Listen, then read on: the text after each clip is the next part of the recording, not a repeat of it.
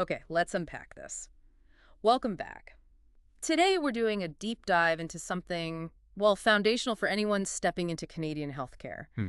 We're navigating the legal and ethical roadmap for pharmacology and nursing practice.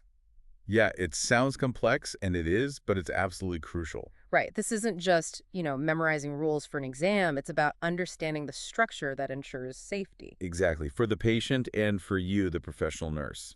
It's about accountability. So, our mission today, It's really to make sense of this whole system, the federal laws, provincial regulations, the ethical side of things, and boil it down to what you really need to know for practice. and the central theme threading through it I all. think it's how Canadian legislation and ethics transform just, handing over a pill into a really complex professional responsibility. You are accountable. Got it. So, where do we start? Top down. Yep, let's start right at the top. Federal laws, that's the foundation. Okay, so kicking things off, there are two main federal acts that really control everything drug-related in Canada. What are they? Right. So the big ones are the Food and Drugs Act, or FDA, and the Controlled Drugs and Substances Act, the CDSA. FDA first. What's its main job? The FDA is basically the cornerstone of consumer safety for a whole range of products. Drugs, food, cosmetics, medical devices. Its main goal is protecting you, the consumer, from anything unsafe or misleading.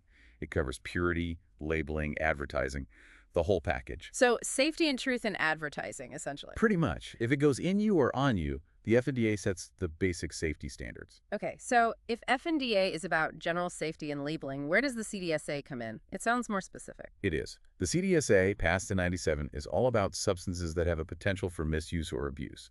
It's actually criminal law. Ah, so this is where legality comes in possession, trafficking. Exactly. It makes possessing, producing, trafficking, importing these controlled substances a criminal offense. It targets the potential for harm from misuse. And this is where we get the drug schedules, right? That's Yeah. super important for nurses on the floor. Absolutely critical. The CDSA categorizes these substances into schedules based on, well, how dangerous they are and their potential for abuse. Like Schedule 1. Schedule 1 is the highest risk category. Think opiates, morphine, heroin, and cocaine. These have the strictest controls. And for a nurse, that translates directly to... Two procedures. Double locking cabinets, meticulous counts every shift, needing 2 nurses to sign off when you waste a dose. That federal schedule dictates your actions right at the bedside. Makes sense. What about other schedules? Well, Schedule 3 includes things like amphetamines. Schedule 4 has drugs with therapeutic uses, but still significant misuse potential, like certain barbiturates or anabolic steroids. And Schedules V and 6. Those contain precursors, the chemicals used to make controlled substances. Important note about cannabis. Right, good point. Cannabis used to be under the CDSA, but now it's regulated separately under its own Cannabis Act and regulations. Okay, so a drug meets these legal requirements. How does Health Canada signal approved and prescription needed? Couple of key identifiers. First, for prescription drugs, you'll see the PR symbol. It's that black square with white letters. Tells you immediately, prescription only. And the DIN? The drug identification number, or DUN. This is huge. Health Canada's Therapeutic Products Directorate, the TPD, assigns this unique computer-generated number once a drug is approved for sale. And that's on both prescription and over-the-counter meds. Yes. If it has DUN, it means Health Canada has reviewed its safety, efficacy, and quality. It's the official stamp of approval. Now, all this info, patient names, diagnoses, the drugs they're on, DANs, it's all getting digitized. How is that patient privacy protected? That's where privacy legislation kicks in. Federally, we have PIPEDA, the Personal Information Protection and Electronic Documents Act. Okay. It sets the rules for how organizations collect, use, and disclose personal information, including health information. And provinces have their own too. They do.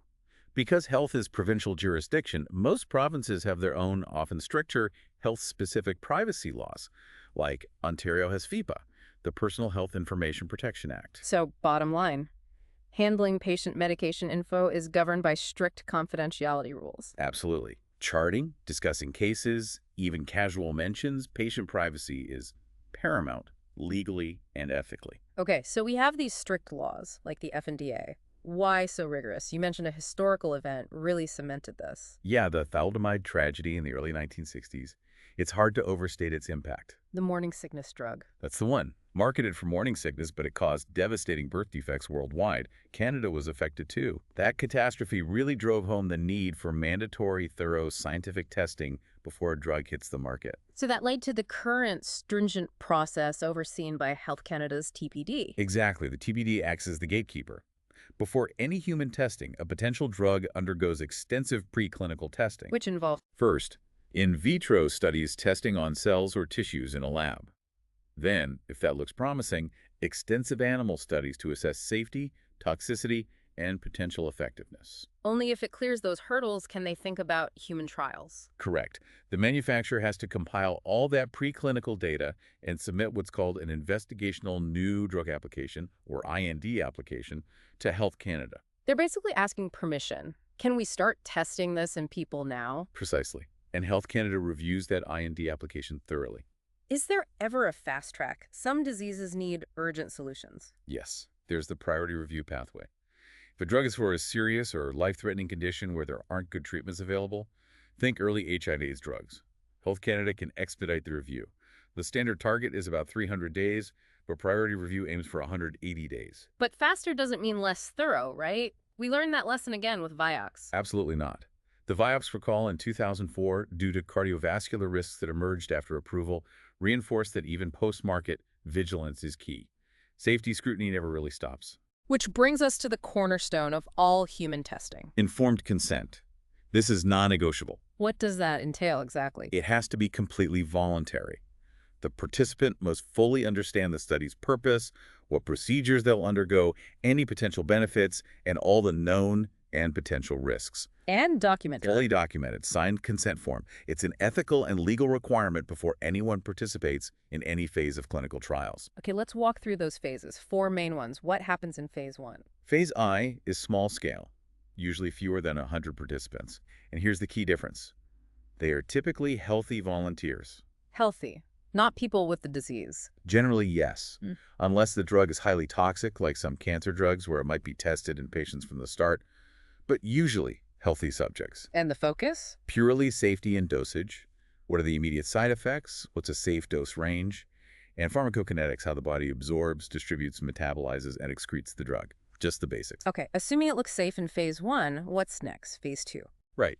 Phase 2 expands the numbers, maybe 100 to 300 people. And now we involve participants who actually have the disease or condition the drug is intended to treat. So the focus shifts. It does.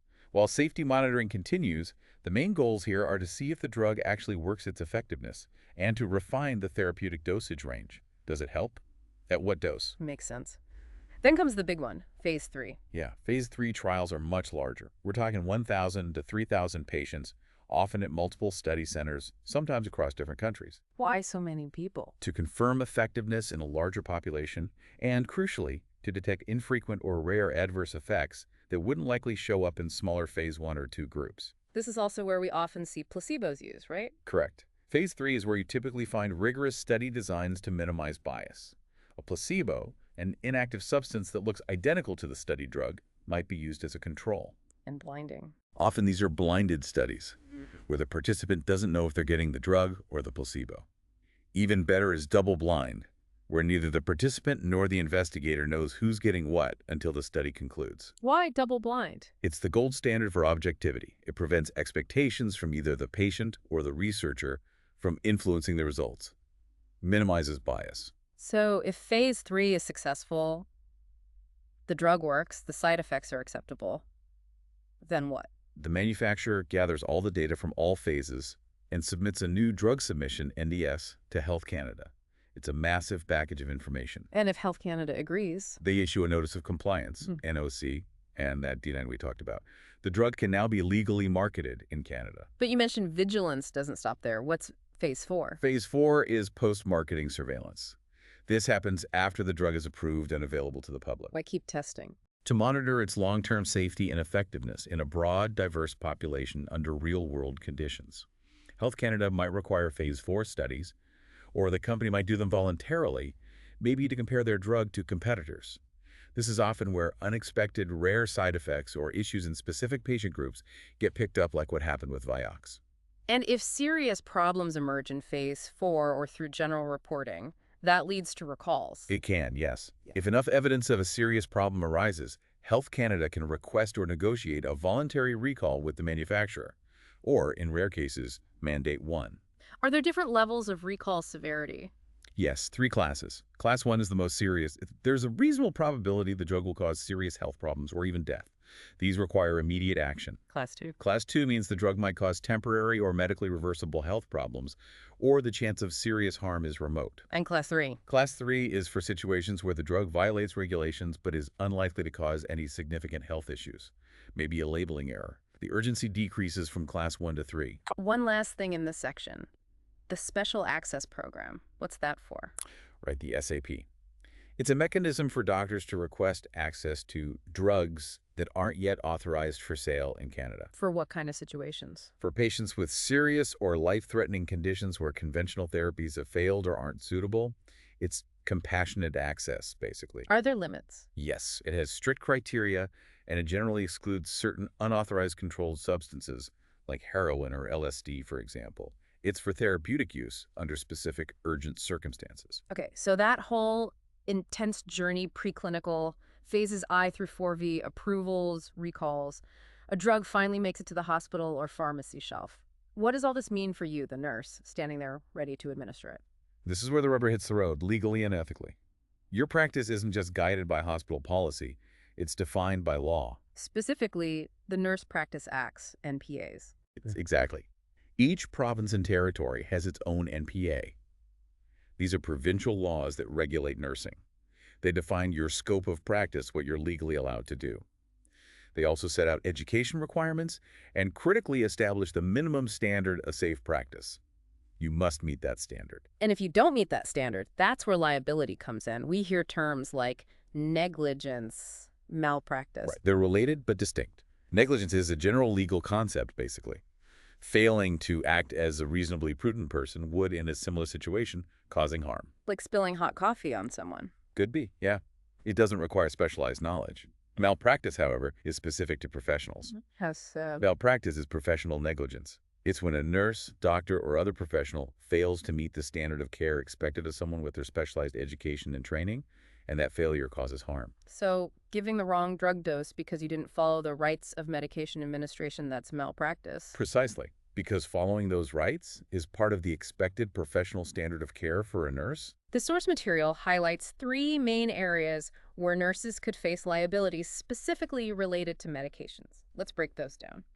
First, failure to ensure safety. What does that look like practically? This is about basic vigilance and following safety protocols.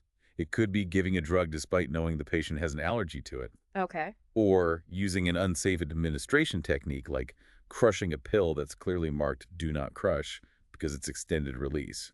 It's failing to use guardrails that prevent predictable harm. Makes sense. The second area sounds like the most obvious one, medication errors. Yes, and probably the most common. This covers a lot. Failing to document that you gave a drug, which could lead to another nurse giving it again. Epidural dosing. Yeah. Or seeing a prescription order that's unclear. Maybe the dose looks way too high, or the handwriting is illegible, and just going ahead without clarifying it with the prescriber. You have to question unclear orders. What else falls under med errors? Giving the wrong drug, wrong dose, wrong route, wrong time, wrong patient. Violating any of the fundamental rights of medication administration. Even calculation errors. Okay. And the third area is a bit more about judgment. Failure to assess or evaluate. Absolutely critical. This involves things like not getting a complete medication history before starting a new drug. You need to know what else the patient is taking. And after giving the drug? It's failing to monitor the patient appropriately. Not noticing significant changes. Maybe their blood pressure plummets after an antihypertensive, or they develop hives and difficulty breathing, suggesting an allergic reaction. And crucially, it's not just seeing the change, but reporting it promptly to the prescriber or charge nurse. Failure to assess, monitor, and report. So constant vigilance before, during, and after administration. That's the standard. Now, beyond these legal standards set by the NPAs, nursing practice is also deeply rooted in ethics. What are the core principles guiding drug therapy? These ethical principles really underpin everything.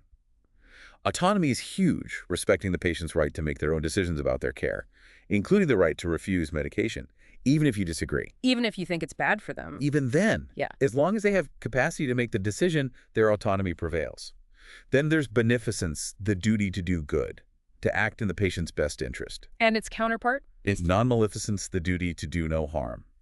This is fundamental in medication safety. avoiding errors, monitoring for side effects, Others? justice, which means fairness, treating patients equitably, fair allocation of resources, fidelity, which is about being faithful to your commitments, keeping promises to your patients, and veracity, which is simply truthfulness, being honest with patients. Okay, let's connect those principles, especially veracity and autonomy, to a tricky issue: placebos. Using them outside of a clinical trial. Yeah, this is ethically fraught. Outside of a properly consented research study, giving a patient a placebo, like a sugar pill, without their knowledge is generally considered unethical. Why specific? It directly violates veracity. You're deceiving the patient. And it undermines autonomy because they haven't consented to receiving an inactive substance. It fundamentally damages trust. Is it ever okay? It's highly debatable. Some limited research suggests potential ethical use in very specific contexts, like chronic pain under strict conditions with patient awareness of potential placebo use. But as a general rule in standard practice, no. So if a nurse sees an order for a placebo outside of a research trial. Your ethical and professional duty is to question that order. You need to understand the rationale and likely advocate for the patient against deceptive practice. Goes back to that core principle of trust. That really emphasizes the nurse's role as advocate, using both legal standards and ethical principles. Hashtag outro, outro. All right, so we've covered a lot of ground. We mapped the legal framework, the strict federal oversight with the FDA and CDSA, setting safety and control standards. We walked through that rigorous drug approval process phases I through 5E, all anchored by that critical element of informed consent. Right, and the provincial NPAs setting the minimum legal standards for your nursing practice. And we looked at where liability can arise: failure in safety, medication errors, or inadequate assessment and evaluation. And tying it all together are those core ethical principles: autonomy, beneficence, non-maleficence, justice, fidelity, veracity. They guide every decision. Now, looking ahead, nurses are gaining more autonomy in some areas, even prescribing authority in certain specialties in some provinces. That seems to demand an even deeper grasp of all these principles we've discussed. Absolutely. More autonomy means more responsibility, legally and ethically. But here's a final thought to chew on. We have this complex system for ensuring drug safety and efficacy, yet many prescription drugs aren't covered by the Canada Health Act. Access is a huge issue for many Canadians due to costs. That's a major tension. So how does that reality, the financial barriers, the complexity of navigating access, challenge your role as a nurse, trying to advocate for your patient within this legal and ethical framework? That intersection of professional responsibility, ethics, and the socioeconomic realities of healthcare access, that's definitely something worth pondering as you move forward in your practice. A complex question with no easy answer. Thank you for joining us on this deep dive. We really hope breaking down this framework helps you navigate your responsibilities confidently. A warm thank you from the Deep Dive team.